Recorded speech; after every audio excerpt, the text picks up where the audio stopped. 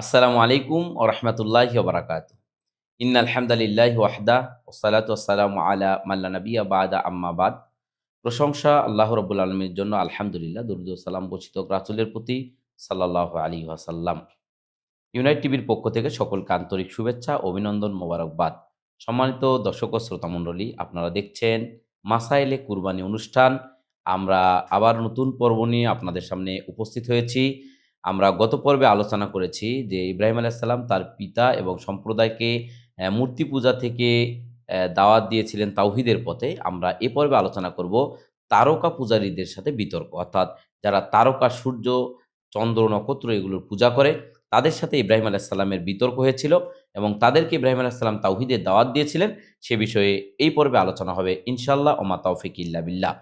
সম্মানিত দর্শক ও শ্রোতা মণ্ডলী, ইব্রাহিম আলাইহিস সালাম একের পর এক মানুষকে দাওয়াত দিয়ে গেছেন এবং সেই দাওয়াতের কথা আল্লাহ রাব্বুল আলামিন কুরআনুল কারীমে আলোচনা করেছেন এবং সেই ঘটনাগুলোকে সুন্দরভাবে আল্লাহ রাব্বুল আলামিন কুরআনুল কারীমে নিয়ে এসেছেন। মূর্তি পূজারীদের সাথে বিতর্কের পরে তিনি তারকা পূজারীদের নেতাদের প্রতি তাওহীদের দাওয়াত দেন।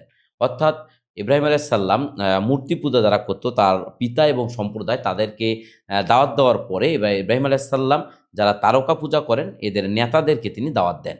কিন্তু তারাও মূর্তি পূজারীদের ন্যায় নিজ নিজ বিশ্বাসের উপরে অটল থাকলো। নিজেরা যেটা বিশ্বাস করে এটার উপরেই অটল রইল। অবশেষে তার সাথে তাদের নেতাদের বাকযুদ্ধ আবশ্যিক হয়ে পড়ে। কেউ বলছেন যে ইব্রাহিমের কওমের লোকেরা একই সাথে মূর্তি ও তারকা পূজা করত, সেটাও অসম্ভবের কিছু নয়। পবিত্র কোরআনে এই তর্কযুদ্ধ একটি অভিনব ও নাটকীয় ভঙ্গিতে প্রকাশ করা হয়েছে, যাতে সহজে আরবীয় পাঠকের হৃদয়ে রেখাপাত করে। কেননা হযরত ইব্রাহিম আলাইহিস সালাম ছিলেন সমগ্র আরব লোকদের পিতামহ। তার প্রতি গোটা আরব জাতি সম্মান প্রদর্শন করত। অথচ তাদের পিতামহ যার বিরুদ্ধে জীবনভর লড়াই করলেন, জাহিল আরবেরা সেসব শিরকে নিমজ্জিত হয়ে পড়েছিল। অর্থাৎ ইব্রাহিম আলাইহিস সালামকে পুরো আরববাসী পিতা মনে করেন এবং তাকে সম্মান করেন, শ্রদ্ধা করেন। কিন্তু ইব্রাহিম আলাইহিস সালাম যার জন্য যুদ্ধ করেছেন, সারা জীবন শিরকের বিরুদ্ধে যুদ্ধ করেছেন, কিন্তু সেই আরব জাতি, এই লড়াকু জাতি, তারা সে সমস্ত শিরকের মধ্যেই নিমজ্জিত হয়ে পড়েছিল। যে কাবা গৃহে যে ইব্রাহিম আলাইহিস সালাম নির্মাণ করেন, এক আল্লাহর ইবাদত করার জন্য যে কাবাঘর নির্মাণ করেছিলেন ইব্রাহিম আলাইহিস সালাম, আল্লাহর ইবাদত করার জন্য তারা সেখানে মূর্তি পূজা শুরু করে দিয়েছিল। অথচ মুখে আল্লাহকে স্বীকার করত এবং ইব্রাহিম আলাইহিস সালাম ও ইসমাইল আলাইহিস সালামের প্রতি গভীর শ্রদ্ধাও পোষণ করত। আজকের মুসলমানদের জন্য এর মধ্যে শিক্ষণীয় দিক রয়েছে, কেননা তারাও মুখে আল্লাহকে স্বীকার করে এবং শেষ নবীর প্রতি গভীর শ্রদ্ধা পোষণ করে, অথচ নিজেরা কবর পূজা, স্থান পূজা, দুর্গা পূজার মতো শিরকে লিপ্ত রয়েছে। আল্লাহর বিধানের অবাধ্য ও তার পরিবর্তে নিজেদের মন গড়া বিধানসমূহের আনুগত্য তো রয়েছে। এখন আমরা কোরআনে বর্ণিত ইব্রাহিমের অপর বিতর্ক যুদ্ধটির বিবরণ পেশ করব ইনশাল্লাহ। ইব্রাহিম আলাইহিস সালাম যে বিতর্ক করেছিলেন তারকা পূজারীদের সাথে, সে কথা আল্লাহ রাব্বুল আলামিন কুরআনুল কারীমে উল্লেখ করেছেন। আমরা সেগুলো আপনাদের সামনে পেশ করছি ইনশাআল্লাহ। আল্লাহ রাব্বুল আলামিন উল্লেখ করেছেন, আমি এরূপভাবেই ইব্রাহিমকে নবমণ্ডল ও ভূমণ্ডলের আশ্চর্য বস্তুসমূহ দেখাতে লাগলাম, যাতে সে দৃঢ় বিশ্বাসীদের অন্তর্ভুক্ত হয়ে যায়। সুবহানাল্লাহ।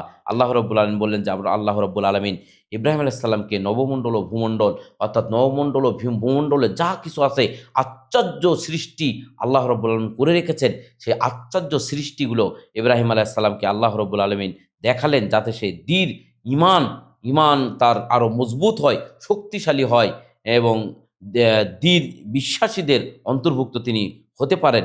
এজন্য আল্লাহ রাব্বুল আলামিন তাকে এই সৃষ্টি নবমণ্ডল ও ভূমণ্ডলের আশ্চর্যজনক সৃষ্টিগুলো আল্লাহ রাব্বুল আলামিন তাকে দেখালেন। অনন্তর যখন রাত্রির অন্ধকার তার উপর আচ্ছন্ন হলো, তখন সে তারকা দেখে বলল, এটি আমার পালনকর্তা।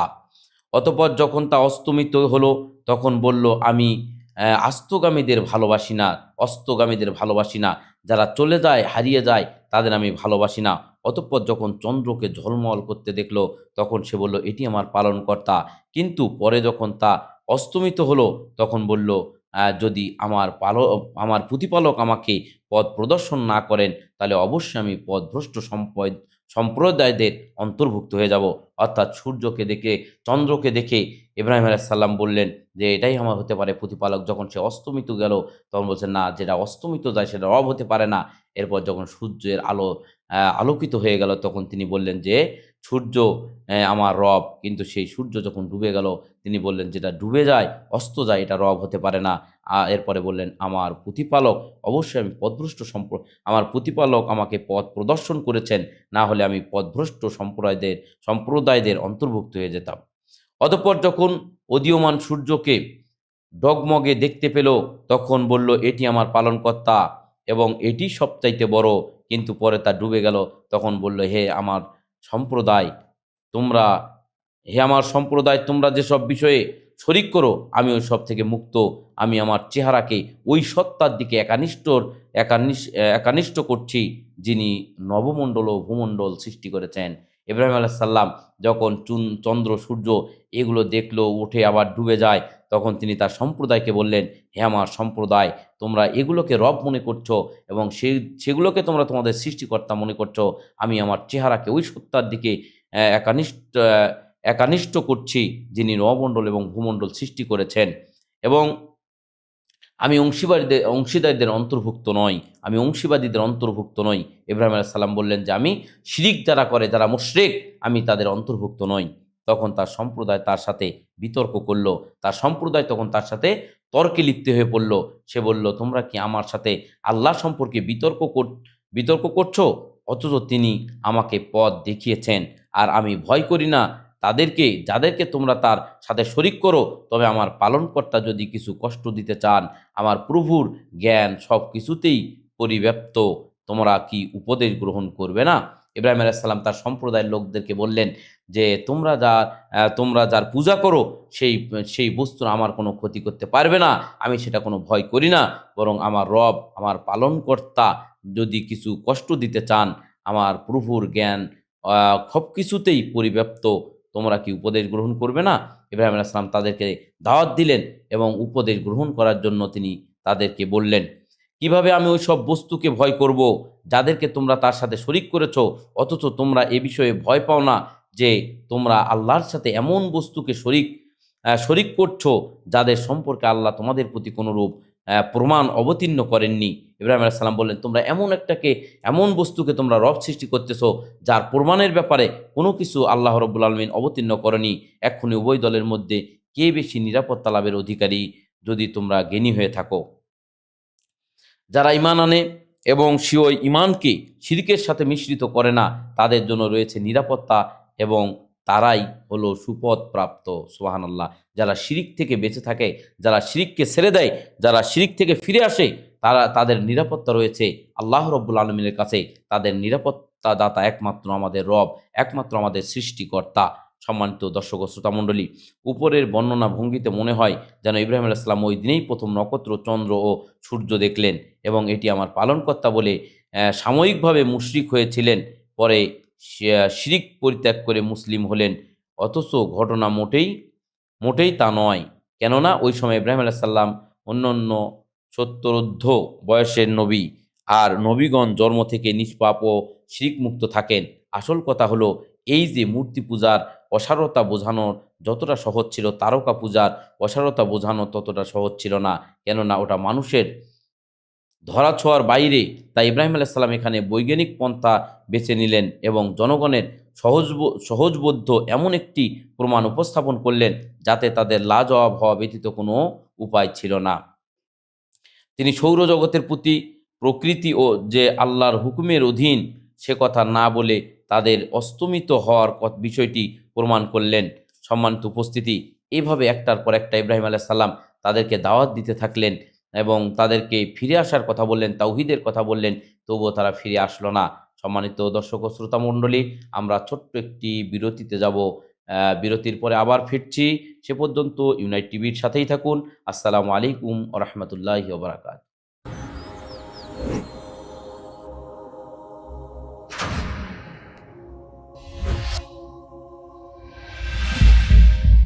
راجع لك يا بلادي الله أكبر الله أكبر ইবাদত করতে হবে বিশুদ্ধভাবে। راجعلك يا بلادي يا أولى من أولادي কিন্তু কিভাবে? অবশ্যই আপনার যাবতীয় ইবাদত হতে হবে সুন্নাহ ভিত্তিক। জানুন জীবনের সঠিক উদ্দেশ্য। সংক্ষিপ্ত ইসলামী ফিকহ শেখ আব্দুল্লাহ মাহমুদের সাথে ইউনাইট টিভির পর্দায়। আসসালামু আলাইকুম রহমতুল্লাহি ওবরাকাতু। ইন্নাল হামদালিল্লাহি ওয়াহদা ওয়াসসালাতু ওয়াসসালামু আলা মান লা নাবিয়্যা বা'দা আম্মা বাদ। প্রশংসা আল্লাহ রাব্বুল আলামিনের জন্য, আলহামদুলিল্লাহ। দরুদ ও সালাম বর্ষিত হোক নবী মুহাম্মদ রাসূলুল্লাহ সাল্লাল্লাহু আলাইহি সাল্লামের প্রতি, সাল্লাল্লাহু আলাইহি ওয়াসাল্লাম। ইউনাইট টিভির পক্ষ থেকে সকলকে আন্তরিক শুভেচ্ছা, অভিনন্দন, মোবারকবাদ। সম্মানিত দর্শক ও শ্রোতা মণ্ডলী, আপনারা দেখতেছিলেন মাসায়েলে কুরবানি অনুষ্ঠান। আমরা নতুন পর্বে আবার এসেছি। গত পর্বে আপনারা আলোচনা শুনেছিলেন তারকা পূজারীদের সাথে ইব্রাহিম আলাইহিস সালামের কথোপকথন। আমরা গত পর্বগুলোতে আলোচনা করেছি গল্প আকারে যে ইব্রাহিম আলাইহিস সালাম মূর্তি ভেঙেছিলেন, তার সংক্ষিপ্তভাবে আমরা কিছু কথা বলেছিলাম। আজকের এই পর্বে ইব্রাহিম আলাইহিস সালাম মূর্তি ভেঙেছিলেন, কোরআনুল কারিমে কিভাবে সেটা বর্ণনা এসেছে, সেই ঘটনাটি আমরা আপনাদের সামনে এ পর্বে আলোচনা করব ইনশাআল্লাহ। ওমা তাওফিকি ইল্লা বিল্লাহ। সম্মানিত শ্রোতামণ্ডলী, আমরা জানি যে ইব্রাহিম আলাইহিস সালাম মূর্তি ভেঙেছিলেন। এই মূর্তি ভাঙার ঘটনা আল্লাহ রাব্বুল আলামিন কুরআনুল কারিমে আলোচনা করেছেন। আমরা সেই আলোচনার সংক্ষিপ্ত আকারে আপনাদের সামনে পেশ করছি ইনশাআল্লাহ। আমরা জানি যে জ্ঞানীদের জন্য ইশারাই যথেষ্ট, কিন্তু মানুষ যখন কোনো কিছুর প্রতি অন্ধভক্তি পোষণ করে তখন শত যুক্তি কোনো কাজে দেয় না। মানুষ যখন কোনো কিছুর বিষয়ে অন্ধভক্তি চলে আসে তখন কোনো যুক্তি তার কোনো কাজে আসে না। ফলে ইব্রাহিম আলাইহিস সালাম ভাবলেন যে এমন কিছু একটা করা দরকার যাতে পুরা সমাজ নড়ে ওঠে ও ওদের মধ্যে হুঁশ ফিরে আসে, সাথে সাথে তাদের মধ্যে তাওহীদের চেতনা ঘটে। সে মতে তিনি সম্প্রদায়ের কেন্দ্রীয় দেব মন্দিরের গিয়ে মূর্তিগুলো ভেঙে ফেলার পরিকল্পনা করেন। অর্থাৎ ইব্রাহিম আলাইহিস সালাম ভাবলেন যে এদেরকে এভাবে দাওয়াত দিচ্ছি, দাওয়াতে তাদের কোনো কাজ হচ্ছে না, এই দাওয়াতকে তারা কোনোভাবে নিচ্ছে না। তাই ইব্রাহিম আলাইহিস সালাম ভাবলেন যে আমি এমন একটা কাজ করব যেই কাজের কারণে যেন পুরা সম্প্রদায় তারা যেন নড়ে ওঠে, তারা যেন চিন্তায় পড়ে যায় এবং তারা যেন তাওহীদ সম্পর্কে তারা চিন্তা করে। এজন্য ইব্রাহিম আলাইহিস সালাম সংকল্প করলেন যে এই মূর্তিগুলো তিনি ভেঙে ফেলবেন। ইব্রাহিম আলাইহিস সালামের সম্প্রদায় বছরের একটা বিশেষ দিনে উৎসব পালন করত ও সেখানে নানারূপ অপচয় ও অশোভনীয় কাজ করত। যেমন আজকাল মূর্তি প্রবৃত্তি পূজারী ও বস্তুবাদী লোকেরা করে থাকে পতিত সাংস্কৃতিকের নামে, যা আমরা দেখতে পাই আমাদের সমাজে সাংস্কৃতিক অনুষ্ঠানের নামে, যেমন পয়লা বৈশাখ আরও অন্যান্য যে সাংস্কৃতিক অনুষ্ঠান আছে সেগুলোর মাধ্যমে যে রকমের কুসংস্কার, শিরকি কাজ, বেদাতি কাজ এবং জিনার মতো অশোভনীয় কাজ, ন্যাক্কারজনক কাজ হয়ে থাকে, ঠিক অনুরূপভাবে সে সময়ের লোকেরাও এই একটি দিনকে, বিশেষ দিনকে পালনের নামে তারা কুসংস্কার, জাহিলিয়াত এবং শিরিক এবং জেনা ব্যভিচারের মতো জঘন্যতম কাজে তারা লিপ্ত হতো। এইসব মেলায় সঙ্গত কারণে কোনো নবীর যোগদান করা সম্ভব নয়। এরকম জঘন্যতম কাজে, এরকম জেনা ব্যভিচার, শিরিক, এরকম জঘন্যতম কাজে কোনো নবীদের জন্য যোগদান করা তার কোনোভাবেই শোভনীয় নয়। কওমের লোকেরা তাকে উক্ত মেলায় যোগদানের আমন্ত্রণ জানালো, কিন্তু তিনি অসুস্থতার অজুহাত দেখিয়ে সেখানে যেতে অপারগতা প্রকাশ করলেন। ইব্রাহিম আলাইহিস সালাম জানিয়ে দিলেন যে আমি অসুস্থ, আমি সেখানে যেতে পারবো না। এটা ইব্রাহিম আলাইহিস সালাম তাদেরকে জানিয়ে দিলেন। অতঃপর তিনি ভাবলেন যে আজকের এই সুযোগে আমি ওদের দেব মন্দিরে প্রবেশ করে মূর্তিগুলোকে ভেঙে চুরমার করে দেব। অর্থাৎ ইব্রাহিম আলাইহিস সালাম তিনি অসুস্থতার কথা বাড়িতে থাকলেন এবং তিনি ভাবলেন যে আমি এই সুযোগে, যেহেতু তারা সবাই মেলায় চলে গেছে আর কেউ নেই, এই সুযোগে আমি মূর্তির ঘরে ঢুকে পড়ব এবং মূর্তিগুলোকে ভেঙে ছিন্ন বিচ্ছিন্ন করে দেব, যাতে ওরা ফিরে এসে ওদের মিথ্যা উপস্যদের অসত্যের বাস্তব দৃশ্য দেখতে পায়। অর্থাৎ তারা যখন মেলা থেকে ফিরে আসবে, ফিরে এসে দেখবে যে তাদের দেবতাগুলো অসহায় অবস্থায় পড়ে আছে, কারো হাত নেই, কারো পাও নেই, মানে ভাঙ্গাচুর অবস্থায় পড়ে আছে। এই অসহায়ত্ব যেন তারা দেখতে পায়। হয়তোবা এতে তাদের অনেকের মধ্যে হুঁশ ফিরবে এবং আল্লাহর প্রতি ঈমান জাগ্রত হবে ও শিরিক থেকে তারা তওবা করবে। ইব্রাহিম সালাম ভাবলেন হয়তো তাদের এই মূর্তিদের অসহায়ত্ব দেখে অনেকে হয়তো চিন্তায় পড়বেন এবং ফিরে আসতে পারেন। অতঃপর তিনি দিবালোকে ঢুকে পড়লেন। দিনের বেলায় তিনি ওই দেবদেবীদের তিনি ঘরে, যেখানে দেবদেবী মন্দির রয়েছে, সেই মন্দিরের ভিতর তুমি ঢুকে পড়লেন ও দেবদেবীদের দিকে লক্ষ্য করে বললেন ইব্রাহিম আলাইসাল্লাম তিনি ঢুকলেন মূর্তির ঘরে।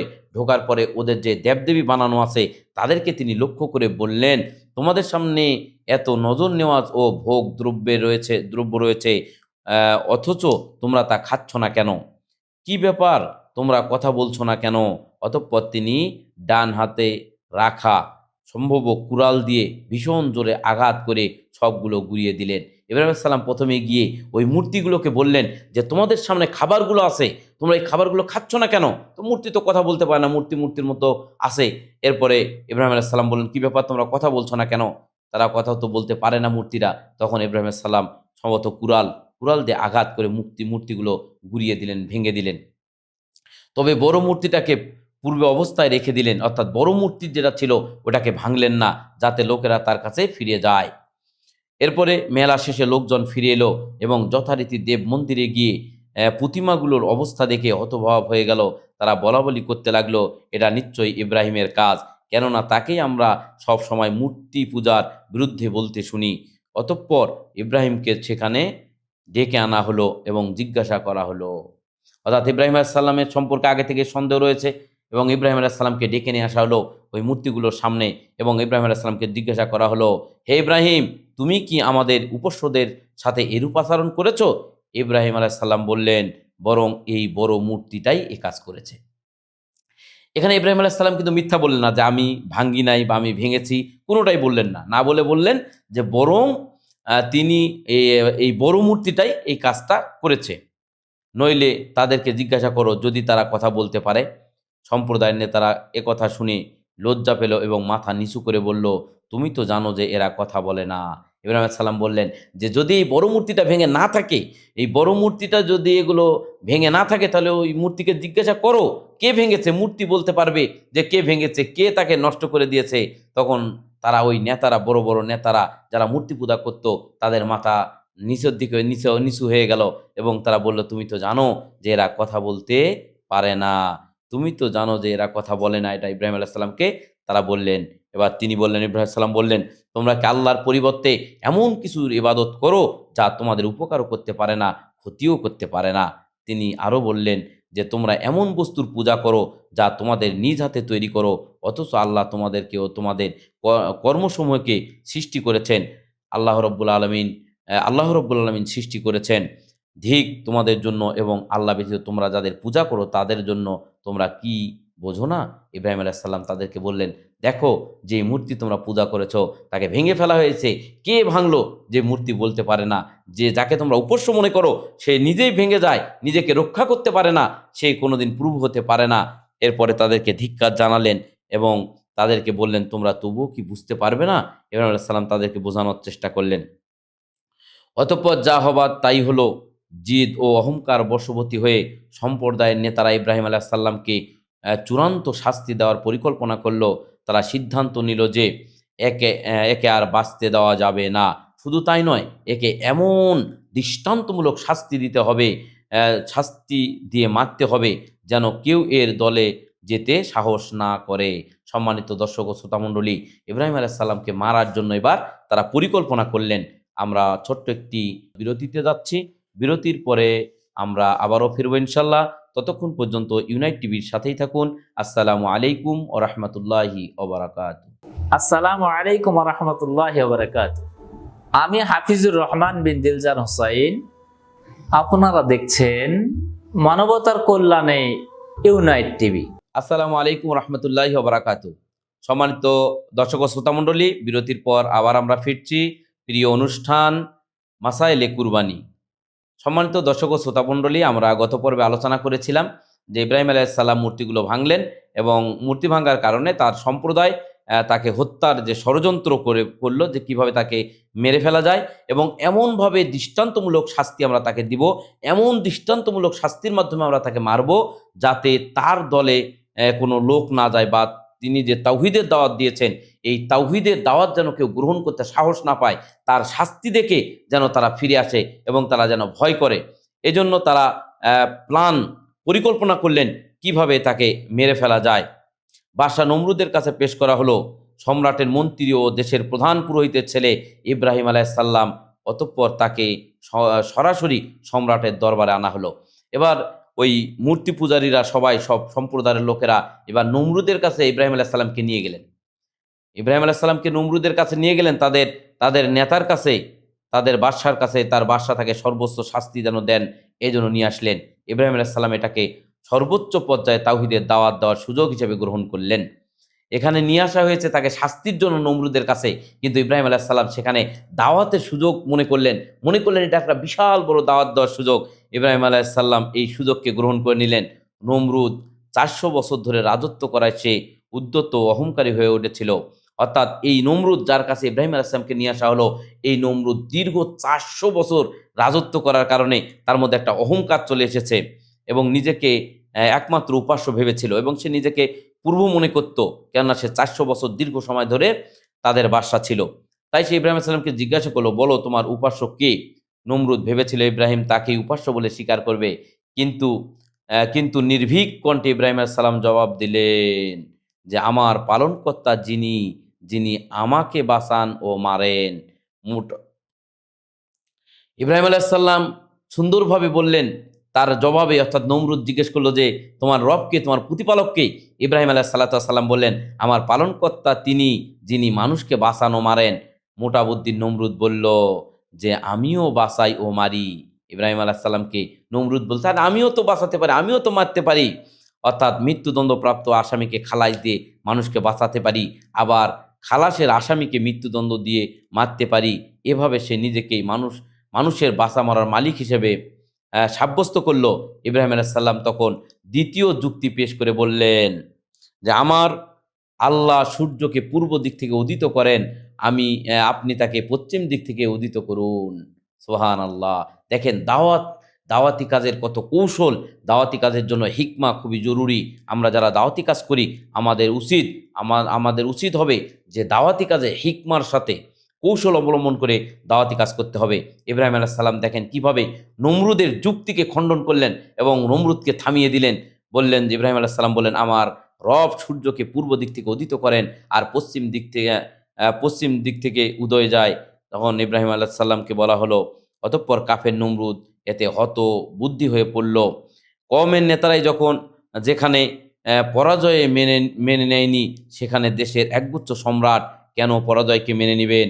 যথারীতি তিনিও অহংকারে ফেটে পড়লেন এবং ইব্রাহিমকে জ্বলন্ত হুতাশনের জীবন্ত পুড়িয়ে মারার নির্দেশ জারি করলেন। সাথে সাথে জনগণকে ধর্মের দোহাই দিয়ে বললেন তোমরা একে পুড়িয়ে মারো। অর্থাৎ নমরুদ পুড়িয়ে মারার জন্য ইব্রাহিম আলাইহিসসালামকে পুড়িয়ে মারার জন্য নির্দেশ দিলেন, তোমরা একে পুড়িয়ে মারো এবং তোমাদের উপাস্যদের সাহায্য করো যদি তোমরা কিছু করতে চাও। উল্লেখ্য যে কোরআন কোথাও নমরুদের নাম উল্লেখ করেননি এবং সে যে নিজেকে সর্বোচ্চ উপাস্য দাবি করেছিল এমন কথা স্পষ্টভাবে বলেননি। তবে আমিও বাঁচতে পারি ও আমিও বাঁচাতে পারি ও মারতে পারি বলেছিলেন কে? নমরুদ বলেছিলেন, সে কথা আল্লাহ উল্লেখ করেছেন। তার এই কথার মধ্যে তার সর্বোচ্চ অহংকারী হবার এবং ইব্রাহিম সাল্লামের রবের বিপরীতে নিজেকে এভাবে উপস্থাপন করায় সে নিজেকে সর্বোচ্চ রব হিসেবে ধারণা করেছিল বলে প্রতীয়মান হয়। প্রধানত ইসরায়েলি বর্ণনাসমূহের উপরে ভিত্তি করেই নমরুদ এর নাম ও তার রাজত্ব সম্পর্কে জানা যায়।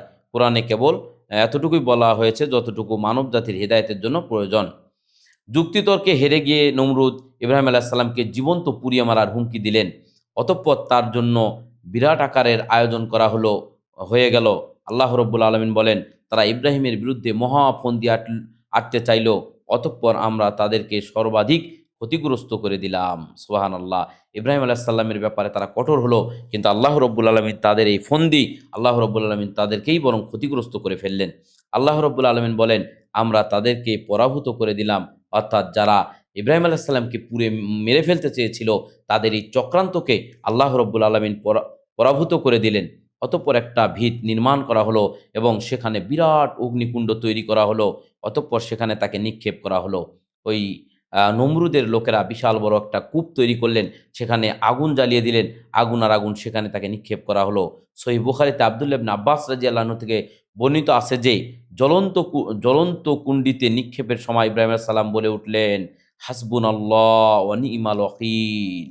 যখন ইব্রাহিম আলাইহিসসালামকে এই আগুনের কূপে নিক্ষেপ করা হলো, সহিহ বুখারীর হাদিসে এসেছে, তখন ইব্রাহিম আলাইহিস সালাম বললেন, হাসবুনাল্লাহু ওয়া নি'মাল ওয়াকিল, আমার জন্য আল্লাহই যথেষ্ট, তিনি কতই না সুন্দর তত্ত্বাবধায়ক। একই প্রার্থনা শেষ নবী মুহাম্মদ সাল্লাল্লাহু আলাইহি সাল্লাম করেছিলেন। উহুদের যুদ্ধে আহত মুজাহিদগণ যখন শুনতে পান যে আবু সুফিয়ান মক্কায় ফিরে না গিয়ে পুনরায় ফিরে আসছে মদিনার মুসলিম শক্তিকে চিহ্নিত করার জন্য, তখন হামরাউল আসাদে উপনীত তার পশ্চাদার্বণকারী ৭০ জন আহত সাহাবীর ক্ষুদ্র দল রাসূলের সাল্লামের সাথে সমন্বয়ে বলে উঠেছিল, হাসবুনাল্লাহু ওয়া নি'মাল ওয়াকিল, আমাদের জন্য আল্লাহই যথেষ্ট, তিনি কতই না সুন্দর তত্ত্বাবধায়ক। ঘটনাটি কোরআনেও বর্ণিত হয়েছে। এভাবে ইব্রাহিম আলাইহিস সালাম ও পুত্র মুহাম্মদের বিপদ মুহূর্তে বক্তব্যে শব্দে শব্দে মিল হয়ে যায়। তবে সার্বিক প্রচেষ্টার সাথেই কেবল উক্ত দোয়া পাঠ করতে হবে, নইলে কেবল দোয়া পড়ে নিষ্ক্রিয় বসে থাকার চলবে না।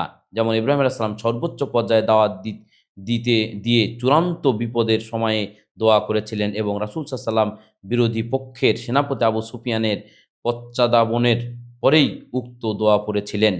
বস্তুত এই কঠিন মুহূর্তে পরীক্ষার জয়লাভ করার পুরস্কার স্বরূপ সাথে সাথে আল্লাহর নির্দেশ এলো, হে আগুন, আল্লাহ রাব্বুল আলামিন আগুনকে বললেন, হে আগুন ঠান্ডা হয়ে যাও এবং ইব্রাহিমের উপরে শান্তিদায়ক হয়ে যাও। অতঃপর ইব্রাহিম আলাইহিস সালাম মুক্তি পেলেন। অগ্নি পরীক্ষায় উত্তীর্ণ হয়ে ইব্রাহিম আলাইহিস সালাম ফিরে আসেন এবং এভাবে আল্লাহ কাফিরদের সমস্ত কৌশল বরবাদ করে দেন। অতঃপর শুরু হলো জীবনের আর এক অধ্যায়। সম্মানিত দর্শক ও শ্রোতা মণ্ডলী, ইব্রাহিম আলাইহিস সালামকে অগ্নিকূপে নিক্ষেপ করলেন এবং তাকে মারার ষড়যন্ত্র করলেন, আগুন দিয়ে তাকে পুড়ে ফেলার চেষ্টা করলেন, কিন্তু আল্লাহ রাব্বুল আলামিন তাকে হেফাজত করলেন এবং তিনি সেখানে গিয়েও বিপদ মুহূর্তে গিয়েও তিনি দাওয়াত দিচ্ছিলেন। যখন শেষ সময়ে বিপদে গিয়ে তিনি আল্লাহ রাব্বুল আলামিনের কাছে দোয়া করেছিলেন এবং আল্লাহ রাব্বুল আলামিন তার দোয়াকে কবুল করেছিলেন। সম্মানিত দর্শক ও শ্রোতা মণ্ডলী, আজকে এ পর্যন্তই। আগামী পর্ব দেখার জন্য আমন্ত্রণ রইল। আসসালামু আলাইকুম ওয়া রাহমাতুল্লাহি ওয়া বারাকাতুহু।